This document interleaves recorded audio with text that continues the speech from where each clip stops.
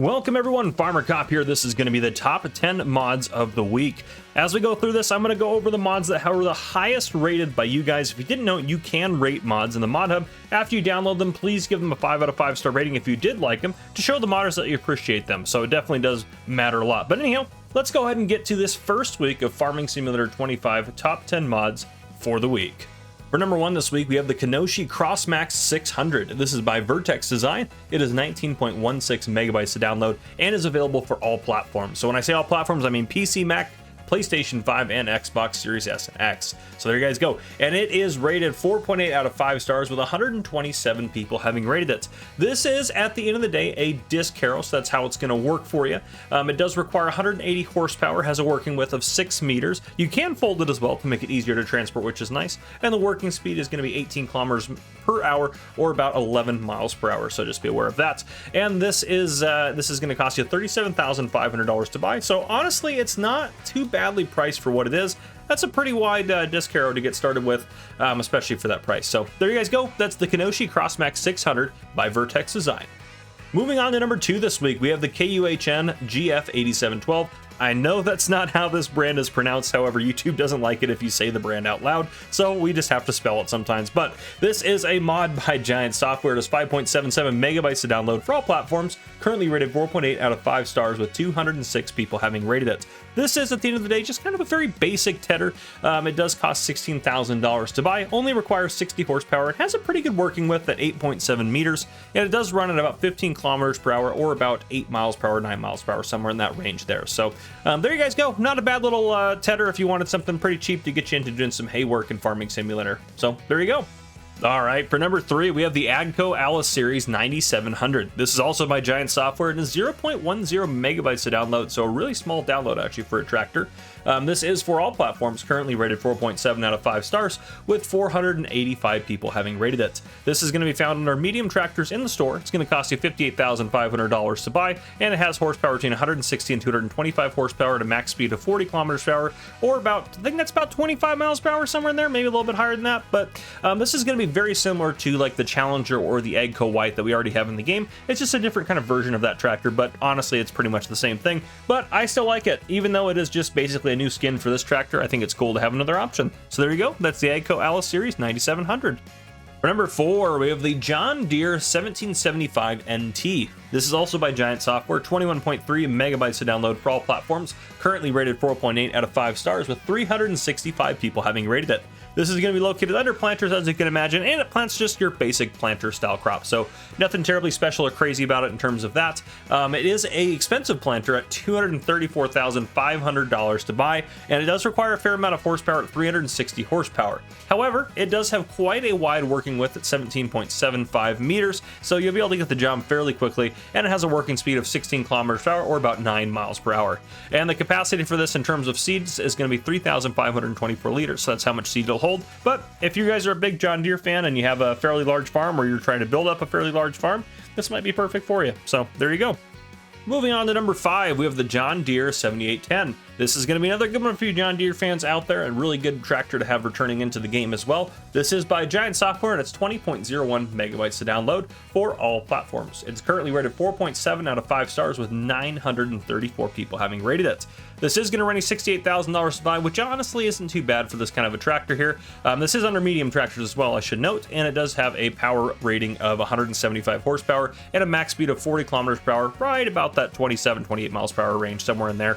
I am just rough converting the kilometers in my head from my experience playing the game this long, so I apologize if they're not exactly correct, but they should be fairly close. So there you guys go, though. That is the John Deere 7810 by Giant Software.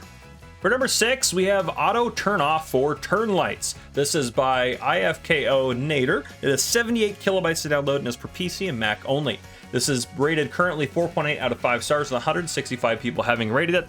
This is a pretty cool mod. As you are driving and you make a turn with your indicator on, I have my right indicator on now. If I make a turn to the right and then I let go of the turning or turning back, it will turn off your indicator light, which is pretty cool. Now it does do it if I turn it just to the right again. If you do just a small turn to the right, anything over just like that little bit there, it will turn it off. It looks like a quick turn is pretty good, but if you do any sort of significant turn at all, it's going to turn that off for you. So if you're playing with keyboard and mouse, it may not work necessarily as intended, but there you guys go. That is the auto turn off for turn lights.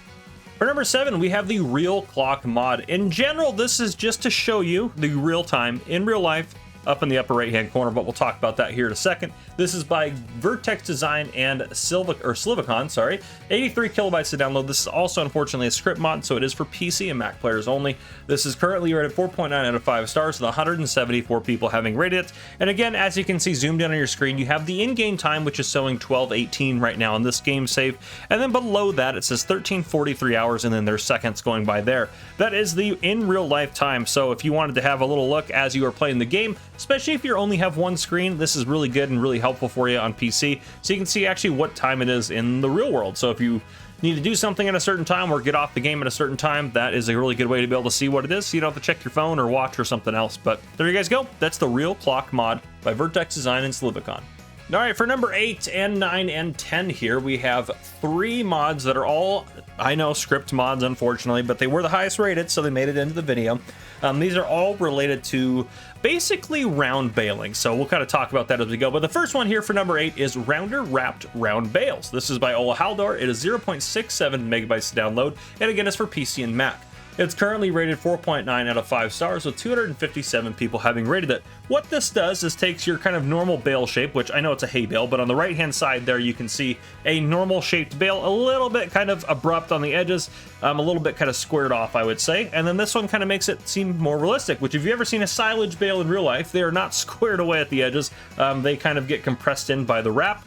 So you see that bale on the left hand side is this mod here, showing you how it kind of rounds off the bale a little bit, which is pretty cool. So it adds a little bit of realism in there and makes it look a little bit more realistic instead of some kind of more abrupt looking bales. So I like it, pretty cool. But there you guys go, that's the Rounder Wrapped Round Bales.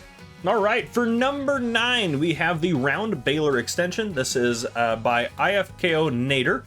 It is 72 kilobytes to download for PC and Mac only. It is currently rated 4.8 out of 5 stars with 137 people having rated it.